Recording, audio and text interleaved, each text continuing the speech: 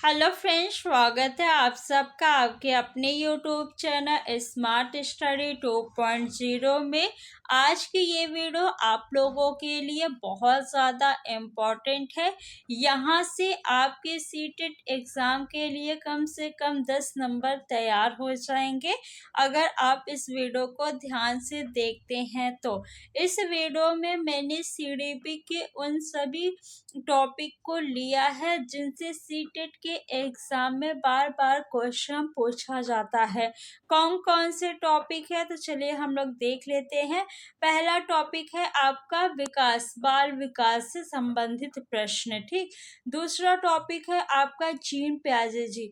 Gene पियाजे जी ने कौन सा सिद्धांत दिया है? संज्ञानात्मक विकास का सिद्धांत दिया है और इन्होंने संज्ञानात्मक विकास के 4 स्तर बताए हैं। जीन पियाजे जी से 1 से 2 प्रश्न सीटेट के एग्जाम में हर बार पूछा जाता है। नेक्स्ट है आपको लेवाइगोस्की जी।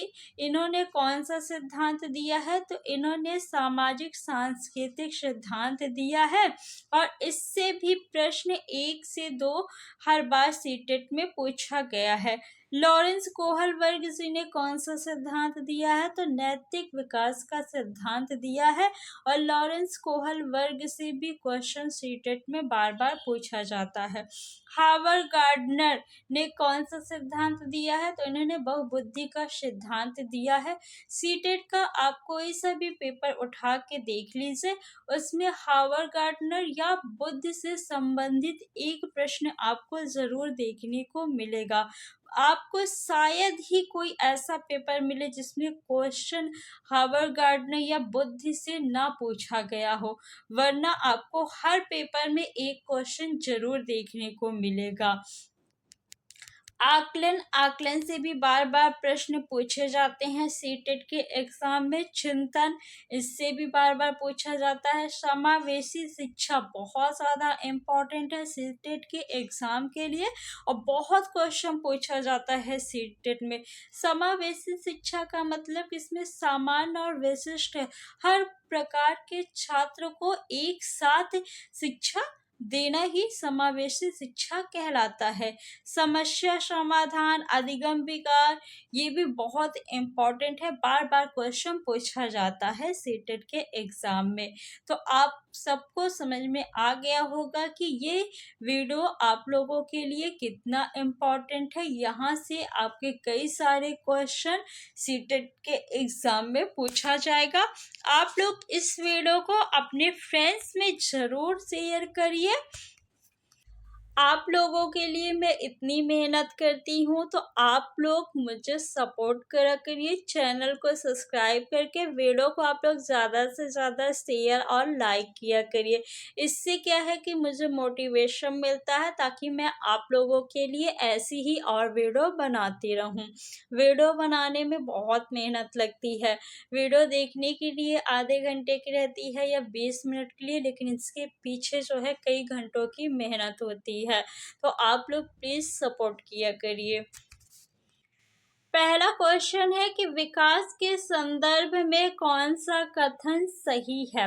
विकास के विभिन्न पहलू एक दूसरे से स्वतंत्र होते हैं। तो देखिए, स्वतंत्र नहीं होते, एक दूसरे से अंतर संबंधित होते हैं विकास के विभिन्न पहलू।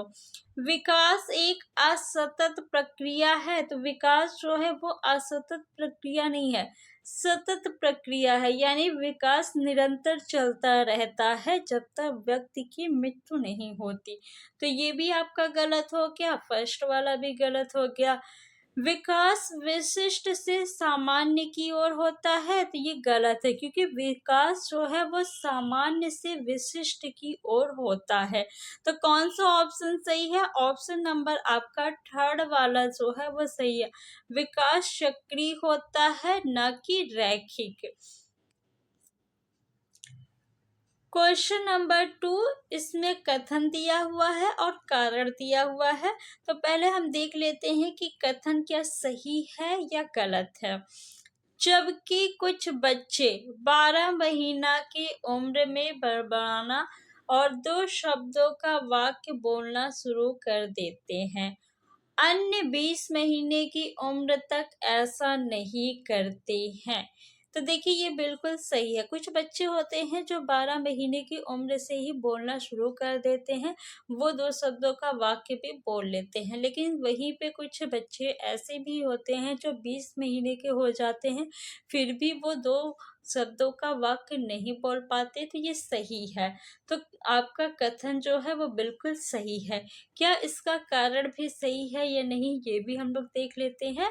विकासात्मक प्रतिमान केवल सांकेतिक है और व्यक्तिगत बच्चों का विकास काफी भिन्न हो सकता है। तो ये बिल्कुल सही है। जो विकासात्मक प्रतिमान है आपके, वो सांकेतिक है। व्यक्तिगत बच्चों का विकास जो है सेम नहीं हो सकता, यानी हर बच्चे का विकास बिल्कुल एक ही जैसे नहीं होगा। हर बच्चे में व्यक्तिगत भिन्नता पाई जाती है। तो कारण भी आपका बिल्कुल सही है। तो ए और आर दोनों सही है। ए आर की सही व्याख्या करता है। ऑप्शन नंबर सेकंड आपका बिल्कुल सही हो जाएगा। दोहराव व बारंबार किया जाने वाला व्यवहार किसकी विशिष्ट पहचान है? तो ये स्वालीन क्रम विकार का विशिष्ट पहचान है। निम्नलिखित में से कौन सा निरंतर और व्यापक मूल्यांकन का समर्थन करेगा? निरंतर और व्यापक मूल्यांकन। देखिए यहाँ पे मानकीकृत शब्द दिया हुआ है। मैंने आपको कई बार बताया है कि मानकीकृत शब्द जो है ये नेगेटिव टैग वर्ड है। आपका क्वेश्चन पॉजिटिव है तो इसे आप क्या करेंगे, गलत कर देंगे। मानकीकृत शब्द जो है जिस भी ऑप्शन में आपको दिख जाए आप उसे कट कर दीजिए। तो ऑप्शन नंबर 4 में भी है तो ये भी हम कट कर देंगे। सर्वश्रेष्ठ कार्य पोर्टफोलियो, देखो पोर्टफोलियो जो है ये पॉजिटिव है, लेकिन यहाँ पे सर्वश्रेष्ठ कार्य दिया है। पोर्टफोलियो में बच्चे के समग्र विकास का और उसके बारे में जो भी चीजें हैं उन सभी के बारे में जानकारी रहती है।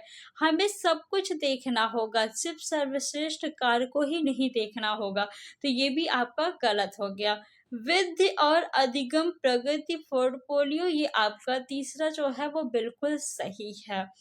तो इस तरह आप लोग जब सीटेट के एग्जाम में भी क्वेश्चन को सॉल्व करेंगे तो आप सीटेट में अच्छा स्कोर कर पाएंगे।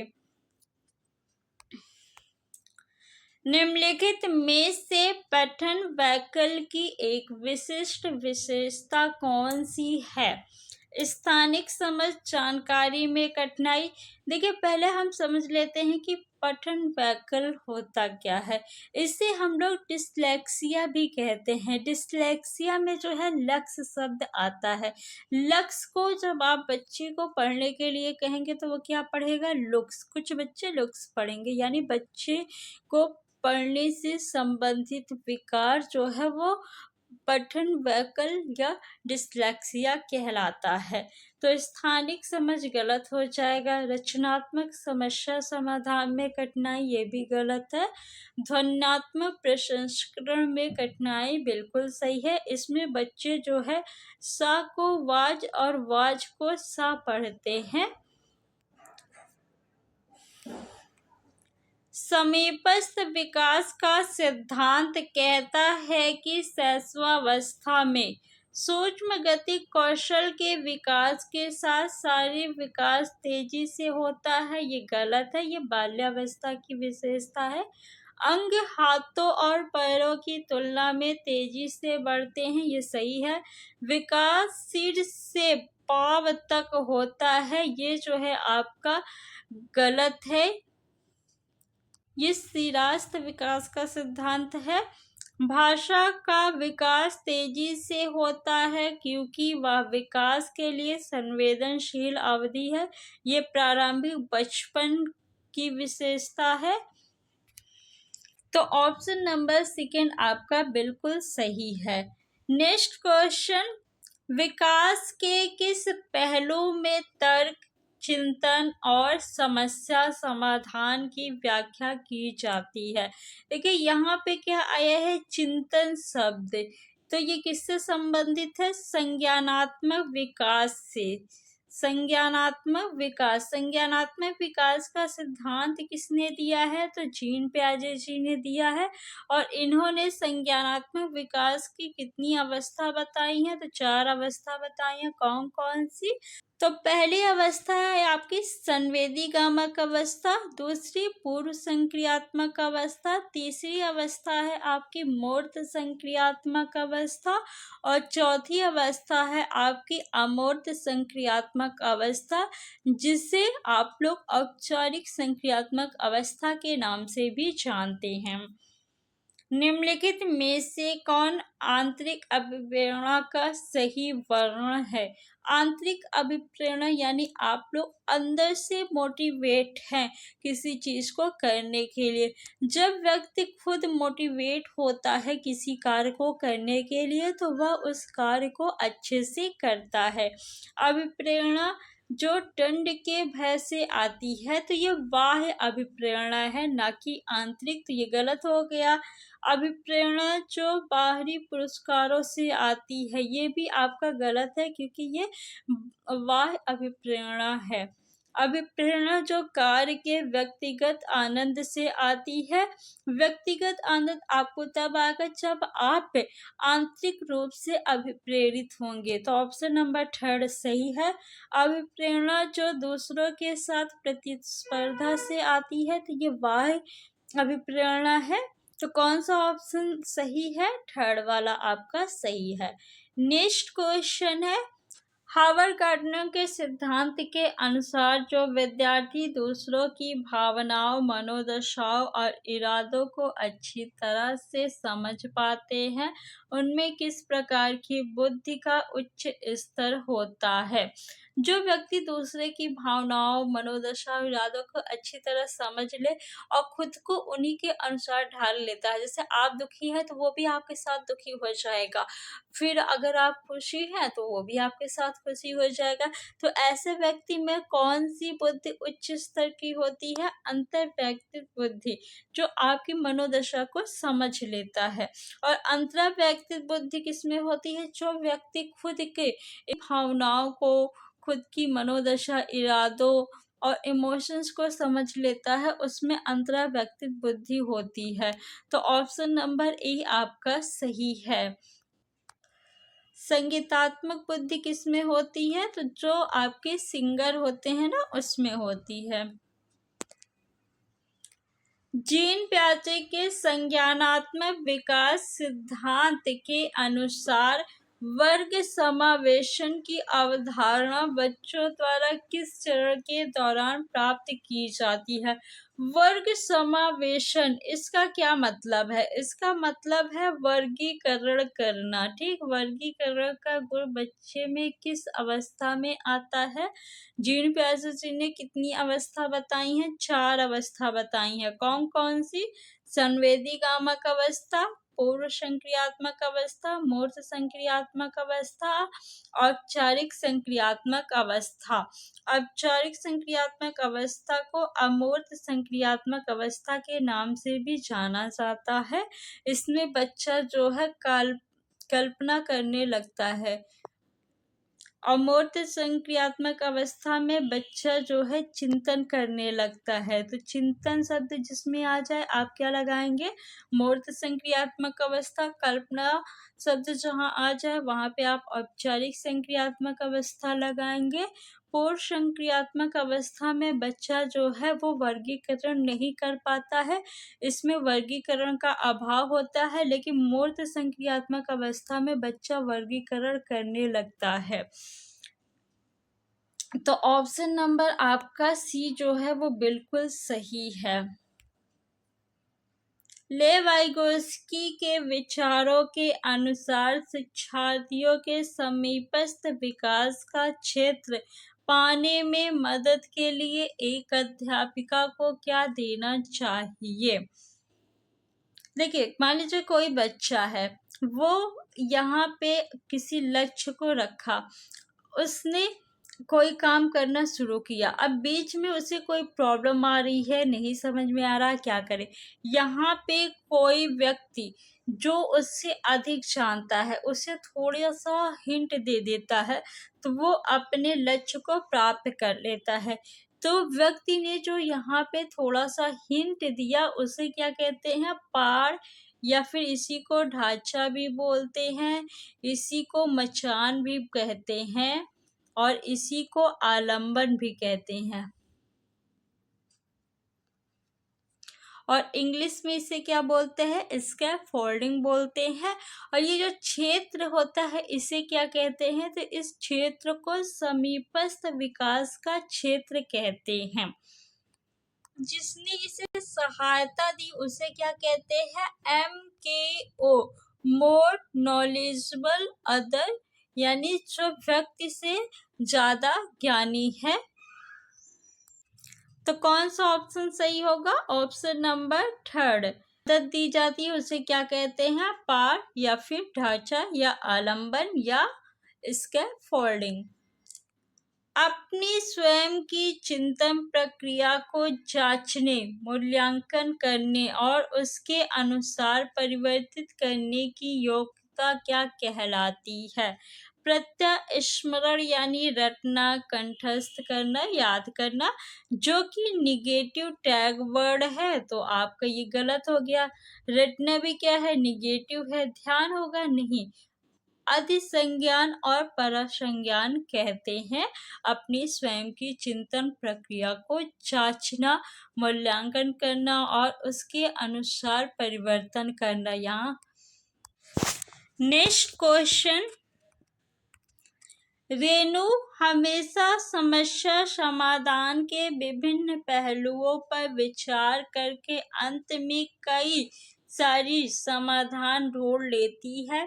वह समस्या को हल करने के लिए किस प्रकार की सोच का प्रयोग कर रही है। यानी एक कोई समस्या है, अब इसके ये विभिन्न पहलुओं पर विचार कर रही है और कई सारे समाधान ढूंढ रही है। तो इस प्रकार के चिंतन को अपसारी चिंतन कहते हैं। और अगर एक ही समाधान ढूंढती तो उसे क्या कहते हैं, अभिसारी चिंतन। तो यहाँ पे आपका क्या है, अपसारी चिंतन है। ऑप्शन नंबर ए सही हो जाएगा, क्योंकि वो कई सारे समाधान ढूंढ लेती है। निम्न में से कौन सा कारक शिक्षा में समावेशन में बाधक है। विद्यार्थियों में प्रतिस्पर्धा, देखिए प्रतिस्पर्धा जो है ये निगेटिव टैग वर्ड है, और क्वेश्चन आपका कैसा है, निगेटिव, क्योंकि यहाँ पे आपको बाधक बताना है कि कौन सा है, यानी निगेटिव वाला। तो जब आपका क्वेश्चन निगेटिव रहेगा तो निगेटिव वाला ऑप्शन ही आपका उत्तर होगा। तो ऑप्शन नंबर ए आपका सही है। बहुसंवेगी उपागम जो है ये पॉजिटिव है। आधारभूत संरचना सुगमता ये भी पॉजिटिव है। बाल केंद्रित शिक्षा शास्त्र ये भी आपका पॉजिटिव है। लॉरेंस कोहल वर्ग का नैतिक विकास सिद्धांत के अनुसार बच्चे किस चरण पर स्वयं एवं दूसरों के कार्यों को आते समय जैसे को तैसा तर्क का इस्तेमाल करते हैं। अगर आपसे पूछे कि नैतिक विकास का सिद्धांत किसने दिया, तो लॉरेंस कोहल वर्ग जी ने दिया।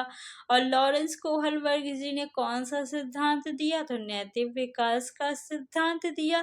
इन्होंने नैतिक विकास के 3 स्तर बताए हैं और हर स्तर के 2-2 चरण बताए हैं। तो कुल कितने चरण हो गए, 6 चरण।